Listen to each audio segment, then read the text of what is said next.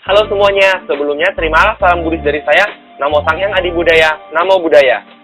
Nama saya Leo Ferdinand Agustinus dengan NIM 200402090 dari program studi Teknik Elektro Universitas Sumatera Utara, Tambu 2020. Pada kesempatan ini saya ingin membahas mengenai menghadapi perkembangan zaman menurut agama Buddha atau menurut pandangan Buddhis. Di zaman sekarang ini merupakan zaman globalisasi, di mana segala macam informasi itu bisa kita dapatkan dari berbagai tempat di dunia, sehingga batas-batas antar negara itu sudah tidak terlihat lagi. Dengan zaman seperti ini juga membuktikan bahwa dunia sudah semakin terbuka untuk kita dalam mengakses segala macam informasinya. Sesuai juga dengan ajaran Buddha yang mengajarkan kita untuk membuka diri, bukan menutup diri. Tetapi dengan membuka diri seperti ini, bukan berarti kita menerima segala macam informasi yang ada. Tetap harus disaring. Selain itu juga, kita harus beradaptasi dengan dunia yang berubah dengan cepat ini, sehingga kehidupan kita itu masih tetap dapat diatur dengan baik. Dengan perkembangan zaman yang sangat cepat ini, informasi semakin mudah didapatkan, sehingga manusia pastinya dapat lebih mudah juga dalam mengembangkan dirinya menjadi pribadi yang berkualitas. Buddha menyatakan bagaimana caranya menjadi pribadi yang berkualitas di dalam Anguttara Nikaya 127 yang lebih dikenal sebagai 5 Wesaraja Kamathana. 5 Wesaraja Kamathana itu terdiri dari yang pertama, sadah, keyakinan. Di era globalisasi ini, segala macam budaya dapat masuk dengan mudahnya dan terkadang juga sudah memengaruhi budaya kita. Maka atas dasar itulah kita harus memiliki keyakinan yang kuat terhadap agama dan budaya kita. Keyakinan merupakan salah satu dasar kita untuk mempercayai sesuatu, apalagi di dalam agama. Kurangnya keyakinan dalam agama menunjukkan bahwa kita masih kurang mendalami agama yang kita anut. Nah, di dalam agama Buddha, untuk mendapatkan keyakinan itu dapat kita lakukan 3 cara. Yang pertama, mempelajari atau belajar pariyati dhamma. Kemudian yang kedua, itu adalah mempraktikkan pati-pati dhamma. Dan yang ketiga itu adalah kita mengevaluasi atau merenungkan hasil perbuatan kita, pati weda dhamma. Nah, jadi dengan bukti-bukti yang tadi barusan saya bilang, ini menunjukkan bahwa dhamma itu bisa kita lakukan di mana saja dan kapan saja. Kita melakukan itu dalam kehidupan kita sehari-hari, bukan hanya di tempat ibadah kita saja. Yang kedua, sila atau moral. Perkembangan zaman membuat segala sesuatu yang dulunya dilarang, kini menjadi lazim. Segala macam perbuatan yang dulunya ditentang, kini dibiarkan saja. Maka atas dasar itu jugalah, kita harus memiliki sila yang kuat, berpegang teguh pada norma hukum yang ada. Sila di sini maksudnya adalah pengendalian diri, di mana kita secara sadar mengendalikan diri kita untuk melakukan mana yang benar dan mana yang salah. Dalam agama Buddha, kita mengendalikan diri dalam menjalankan kehidupan sehari-hari kita dengan tetap berpatokan pada Pancasila Buddhis atau 5 aturan moral.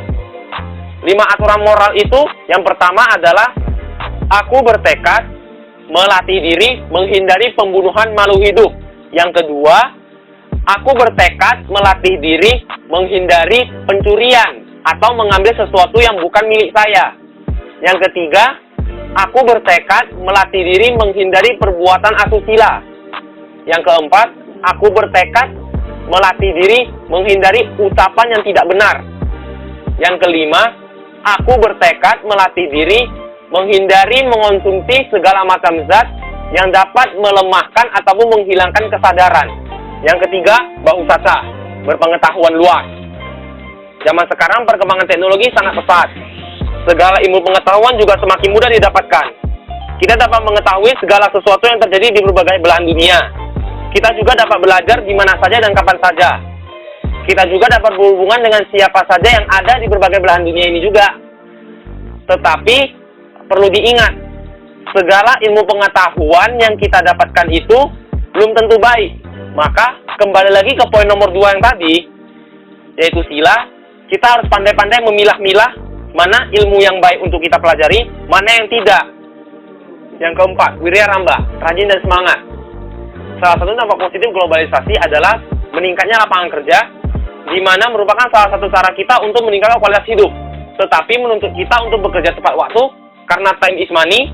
Yang kedua adalah bekerja secara efisien dan efektif. Dan yang ketiga adalah berani bersaing dan rela berkorban, karena pastinya semakin banyak persaingan dan tetap ada yang harus dikorbankan. Semua hal itu memerlukan yang namanya rajin dan semangat.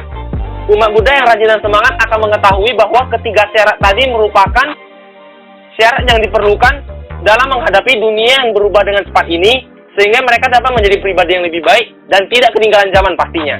Yang kelima, panya, kebijaksanaan. Perkembangan zaman yang pesat ini dapat memunculkan pandangan ataupun pengertian yang bisa saja bertentangan dengan ajaran Buddha. Kemudian informasi-informasi yang kita dapatkan juga dapat mempengaruhi diri kita mengarah kepada yang tidak seharusnya. Oleh karena itulah, kita harus memiliki panya di mana kita bijak dalam memilah informasi yang kita terima, menentukan mana yang baik dan mana yang tidak. Sehingga pandangan dan prinsip yang kita pegang teguh itu masih berada pada arah yang benar. Bijaklah membatasi waktu bermainmu. Jika dirasa sudah terlalu lama, maka matikan dan beristirahatlah atau cari kegiatan yang lain. Dan jangan lupa juga, tetaplah berkumpul bersama keluarga, karena tujuan perkembangan zaman dan teknologi ini adalah untuk mendekatkan yang jauh, bukan malah menjauhkan yang dekat. Jadi sekian video saya mengenai menghadapi perkembangan zaman menurut agama Buddha, versi saya, menurut pandangan pribadi dan opini pribadi saya. Mohon maaf apabila ada tutur kata maupun perbuatan yang salah ataupun kurang tepat di dalam video ini. Saya akhiri dengan Namo Sang Hyang Adi Budaya, Namo Buddhaya. Terima kasih sudah menonton.